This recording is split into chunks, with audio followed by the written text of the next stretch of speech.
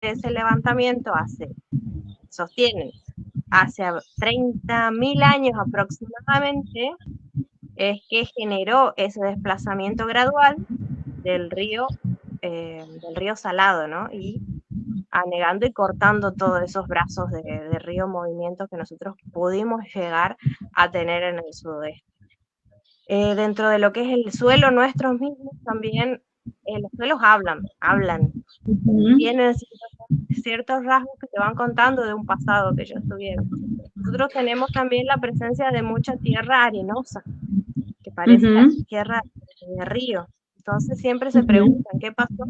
Posiblemente eran estos restos que iban quedando de sedimentarios de este antiguo río que habrá alimentado nuestro sudoeste. Y ahora, bueno, quedó Ujú. cierta geomorfología plasmada que somos los bajos submeridionales, ¿no? Em, Claro. y ahora, bueno, volviendo de la arqueología, volviendo a nuestro pasado cercano y a tu investigación. En esto de ir investigando, ¿viste? Uno se tiene que ir Ujú. moviendo, entrevistando, vos entrevistaste seguramente a muchas personas. Esas fueron partes de Ujú. tus fuentes, ¿no? Eh, una de tus fuentes escritas fundamentales que comentaste fue el libro histórico de la escuela. ¿Y qué otras fuentes vos pudiste acceder a consultar y a las que no pudiste acceder? ¿Qué desafíos tuviste en el hecho de esta gran búsqueda? Porque era volver a dar voz a toda la memoria un paraje. Tal cual. Sí, no fue fácil, sobre todo por la falta de recursos. Si hay algo que a mí me hubiese gustado, en primer lugar, es haberme dado cuenta de la importancia de investigar esto mucho antes, pero bueno, no contaba con la formación para hacerlo y ni tal vez con la edad, pero hubo tantas fuentes humanas que en aquel momento no estaban para poder transmitir esos saberes y que luego cuando yo quise poder indagar y poder consultar y llegar a estas fuentes, obviamente ya no estaban aquí. Y otra cuestión con la que me encontré eh, fue con la posibilidad de que, bueno, con las personas que me pude encontrar para recabar testimonios, yo tenía una avanzada edad, la memoria en algunas cuestiones fallaba, entonces no era fácil. Eh, y algo que me quedó pendiente y que en algún momento me gustaría poder hacerlo es visitar el Consejo Nacional de Educación de la provincia de Buenos Aires, los archivos históricos. Eso la verdad que a mí me encantaría poder hacerlo y poder ahondar aún más en lo que es el Ministerio de Educación del Chaco, pero inclusive tuve en su momento comunicación con personas que estaban en el archivo histórico del Ministerio de Educación del Chaco y que se contactaron conmigo para pedirme información de la escuela del PUC, porque en el archivo histórico no estaban encontrando demasiada información para poder ampliar esos artículos en relación al origen de la escuela, primeros directores y esta cuestión.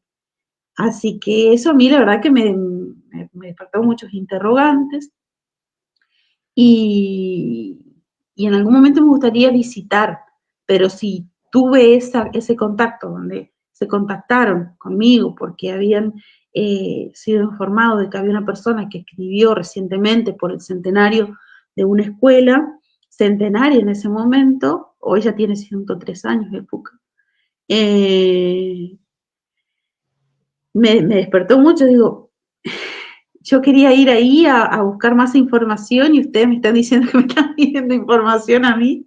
Es como que me llamó mucho la atención y fue muy, muy, muy importante eso. Entonces, esos fueron como los desafíos. No es fácil. No es nada fácil cuando no hay mucho escrito. E implica mucha lectura e investigación de otros artículos que a veces no son con otras temáticas que en principio uno piensa que no tiene nada que ver con la historia y que sin embargo sí. Y entre eso fue que luego me despertó hoy en día y gracias a ese puntapié que logramos hacer, porque fueron muchos los participantes, porque creo que todas las fuentes que están plasmadas en ese libro también son parte constituyente de ese producto. Con el tiempo me fue permitiendo descubrir más partes de esa historia. En fuentes que yo en su momento hubiese dicho, ni se me hubiese ocurrido buscar por acá. Y que aparece el Pucaí como un soplo, un nombre. Entre esos protagonistas o primeros participantes de las huelgas del 34 y 36, en lo que tenía que ver con estas corrientes cooperativistas, ¿sí? De agricultores y de diferentes colectivos que se levantaban obviamente en función de reclamar por diferentes necesidades e injusticias. Y también la presencia, me he encontrado, se ha contactado conmigo un rabino de la comunidad judía de la ciudad de Resistencia, que seguramente posiblemente esté viendo este vivo, lo va a ver luego. Él estaba indagando acerca de la presencia de los judíos en Chaco e investigando. La verdad que, bueno, él tiene un recurso que yo no lo tengo, que él entiende judío, el idioma judío y sobre todo los escritos, y obviamente se leyó documentos enteros en hebreo, en realidad, eh, y pudo ir determinando la presencia de estos judíos, y entre esos está recabando datos sobre los apellidos Bursuk, Meyer y Kaplan, que también pasaron por la zona del Puca. Y yo decía, no puede ser que aparezca allí, la zona del Puca, y ahí es donde cada día no me deja de asombrar el gran alcance que tenía esta zona en el desarrollo y en el protagonismo de diferentes figuras y estratos y sucesos que han sucedido a lo largo de la historia, ¿no? Pero es un gran desafío hacer historia cuando no se cuenta con recursos y cuando, en el caso de cuando uno necesita el testimonio, que es un recurso realmente importante, no lo tiene ya son 100 años de una institución, y si el paraje contaba con muchos más años, es mucho más difícil aún. Así que es un gran desafío con el que uno se encuentra. Y la importancia de cuidar los libros históricos de las escuelas, ¿no?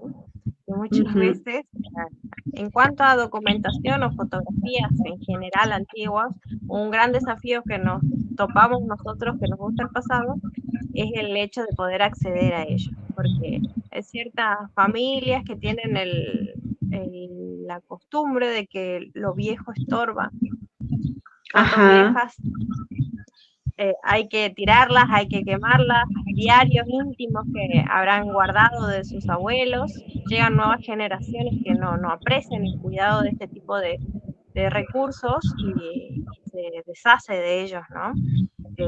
Y también otro de los grandes problemas que tenemos a los que debemos acceder a los archivos históricos en general, los archivos de provincias, es muchas veces y algo abordado también por muchos historiadores, ¿no? El carente cuidado que tienen ante lo que es la conservación de este tipo de documentación, u otras instituciones que no le dan el merecido respeto que tienen que son los archivos históricos antiguos, ¿no? En el ir depositarlos en cuartos que no son adecuados para su conservación, sometidos a humedad, a moho, y al no cuidar eso se va perdiendo parte de nuestro pasado, ¿no? Es algo que muchos autores en cuanto a lo que es el análisis de los archivos nacionales están viendo, ¿no? Tal cual. Destacando un gran trabajo que están llevando adelante en cuanto a digitalización es el Archivo General de la Nación, que yo siempre también lo sigo vía redes sociales, o uno puede mandarle mails comentándole sus líneas de investigación, y ellos van muy gentilmente ir contestando todas las dudas que tienen. Si tienen archivos, tratan de ir digitalizando y mandando a las personas, ¿no? Muchos fuimos accediendo a eso, que fue un gran aporte a nosotros, que mucho de lo que es movilidad hacia otras provincias nos cuesta, porque dependemos de o fondos propios o apoyo familiar para que nos dejen ir movilizando, ¿no? A distintos lugares. Y Ujú. comentarnos ahora, que nos fuiste mencionando mucho en cuanto a la historia del PUCA, esta presencia de la escuela rural dentro de su historia, ¿no? Comentarnos un poco eso, esa importancia que tiene la escuela en sus primeros años y seguramente que lo tiene dentro de la historia actual de la región del PUCA. Tal cual. La Escuela del Puca creo que fue el epicentro del desarrollo también, una institución que se ha ido desarrollando a la par de lo que se fue desarrollando en la zona y que tuvo mucha influencia del desarrollo de la zona en sí. Creo que es algo muy retributivo lo que tuvo la escuela con la zona. En su momento era una institución que albergaba a una gran masa de alumnos por la gran población que había en la zona. Hoy en día quedan muy pocas familias y alumnos escasos, pero en aquel momento era, llegó una época en la que era tanto el volumen de alumnos que no daba en sí el espacio de la institución para tenerlos a todos juntos, y entonces se tenía que hacer en diferentes turnos las clases. Y como te mencionaba anteriormente, la historia de la zona, del paraje, de la colonia, porque en algunas partes se la menciona y se recuerda a la colonia como colonia Puca, paraje el Puca, pueblo el Puca, por la gran masa de pobladores que tenía. Y en relación a la escuela, eh, algo había mencionado ya hoy, hice ahí un poco de spoiler, como se dice. Eh, Fue fundada y creada, según, de acuerdo a la historia, ¿no? Por este director, por su primer director y creador, el maestro Adriano Ruti, uruguayo, hijo de suizos, que llegó a Argentina y en ese año, en el año 1910, sí, 1910 aproximadamente, él se asienta allí en la zona y comienza a abrir en el Monte Picadas y construye su casita, eh, de un ranchito, ¿no? De paredes enchorizadas, de techo de tierra, y allí comienza a recolectar a los hijos a los niños de la zona para poder darle clase, para poder enseñarle. Y en eso, obviamente, tras sus gestiones y también diferentes políticas e iniciativas gubernamentales que acompañaron, en el año 1922 se da apertura por la sanción de la resolución que aprobaba la apertura de la escuela número 106 para Gelpuca por el Congreso Nacional de Educación. Y obviamente todas las transformaciones históricas, geopolíticas y económicas fueron también atravesando a lo que fue la escuela, y es una institución que fue el resultado, eso es algo que no mencioné hoy, que sin embargo, si bien eh, este proyecto ejecutivo que tenía el capitán Oreste Arbuy Blanco en el año 1920 y 1920, entre el año 1920 y 1922, que fue el tiempo de su gobernatura, eh, también estaba entre sus iniciativas políticas la cuestión de poder abrir más y fundar más instituciones educativas para poder combatir el analfabetismo. Y pese a su esfuerzo político, la construcción de las escuelas fueron resultado de la participación y la influencia de instituciones privadas o de comunidades. Y yo creo que el PUCA es un resultado claro de eso.